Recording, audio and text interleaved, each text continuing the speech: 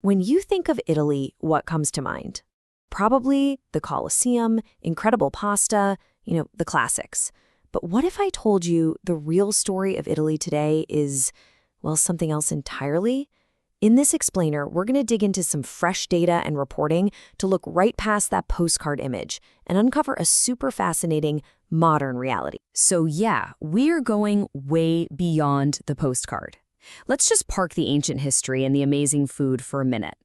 The Italy we're going to explore today is all about rapid climate change, flying humanoid robots, yes, you heard that right, and a completely new kind of wealth.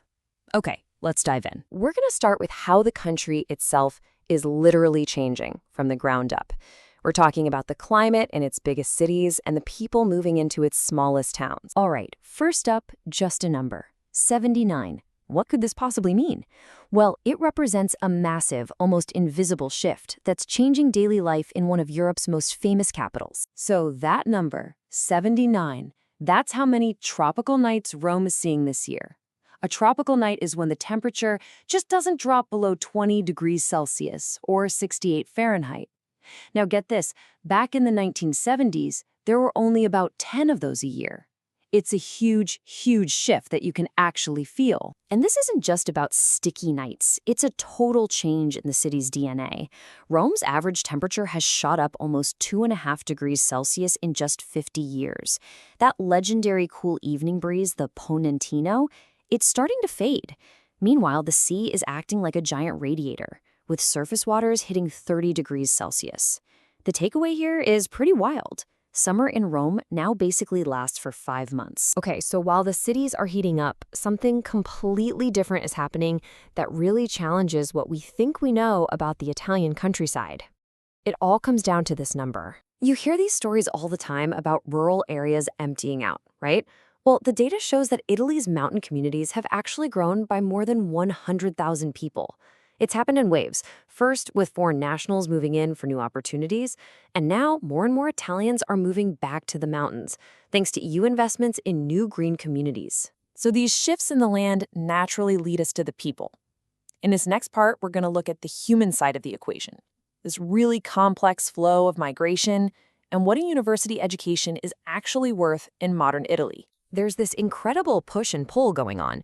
In just the last year, the number of Italians moving abroad shot up by 40%. At the same time, the number of foreign nationals coming to Italy jumped by 30%. But here's the real kicker. The number of Italians choosing to come back home actually dropped by almost a quarter. You're watching a brain drain happen right as new blood is arriving. Now, for those who do stay and get a degree, they run into something called the degree dilemma. Basically, it asks the question, how long does it actually take for that shiny, expensive degree to pay for itself in terms of a bigger paycheck? The answer is a lot longer than you'd think. So just how long are we talking? Well, if you go to a local university, it takes, on average, 12 years after you graduate just to break even on that investment. And if you move away from home to study, you can tack on another 2 years, bringing it to a full 14 years.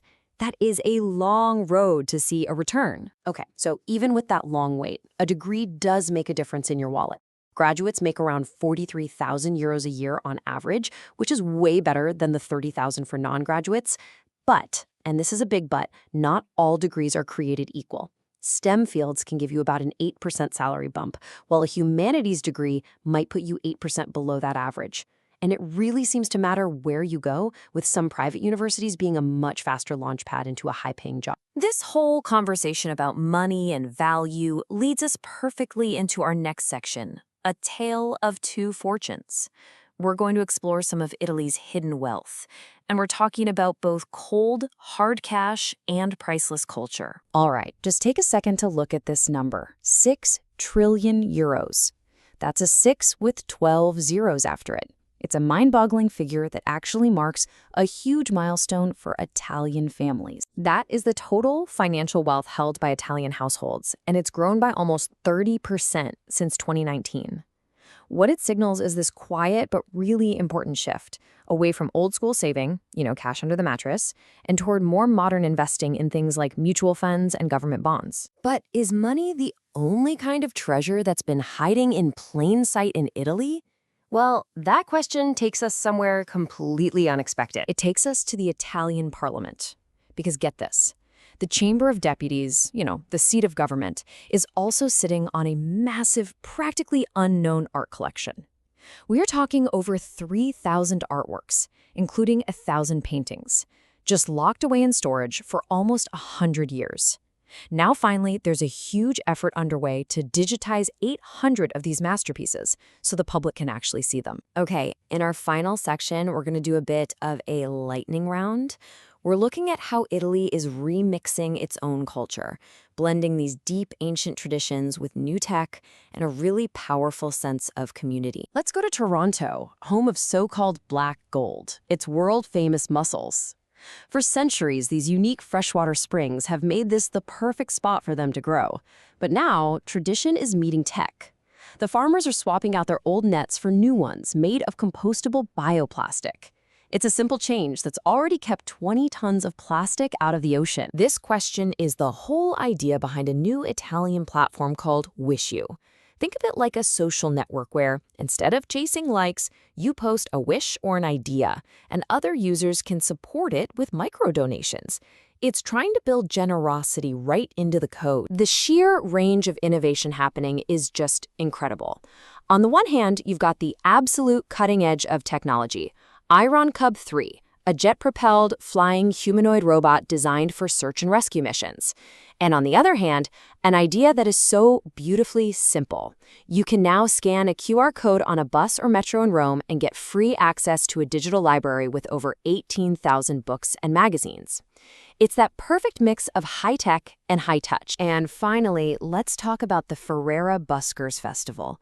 It's called the world's largest open-air stage, but what that really means is that for a few days, the entire historic city becomes a single gigantic theater.